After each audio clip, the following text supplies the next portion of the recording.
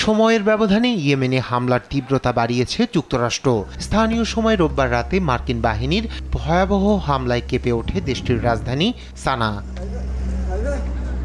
স্বাস্থ্য মন্ত্রণালয়ের মুখপাত্র আনিস আল-আসবাহি জানান, হামলায় সানার আসাস এলাকায় ক্ষতিগ্রস্ত হয় একটি আবাসিক ভবন। এতে হতাহত হয়েছে বেশ কয়েকজন, যাদের মধ্যে রয়েছে 3 জন শিশুও। এছাড়াও ইয়েমেনের সাদা প্রদেশের সাহার ও সাকিন জেলায় আবারও বিমান হামলা চালায় ওয়াশিংটন। তবে এখনও হতাহতের সঠিক সংখ্যা নিশ্চিত হওয়া যায়নি।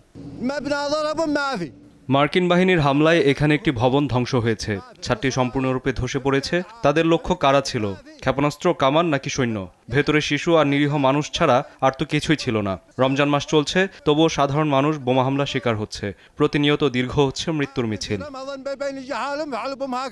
একইভাবে ছেড়ে কথা বলছে না ইয়েমেনের হুতিরা। হামলার জবাবে লোহিত সাগরে মার্কিন জাহাজে হামলা চালাচ্ছে তারা।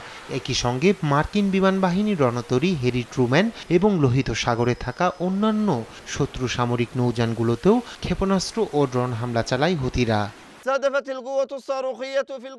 গেল কয়েক ঘন্টায় আমাদের দেশে কয়েক ডজন বিমান হামলা চালিয়েছে যুক্তরাষ্ট্র। মার্কিন আগ্রাসনের জবাবে লোহিত সাগরে আমেরিকান বিমান বাহিনীর রণতরী ইউএসএস হ্যারি ট্রুম্যান এবং বেশ কয়েকটি যুদ্ধ জাহাজে ক্ষেপণাস্ত্র ও ড্রোন হামলা চালিয়েছে আমাদের বাহিনী। কয়েক ঘন্টা ধরে চলে এই সংঘর্ষ।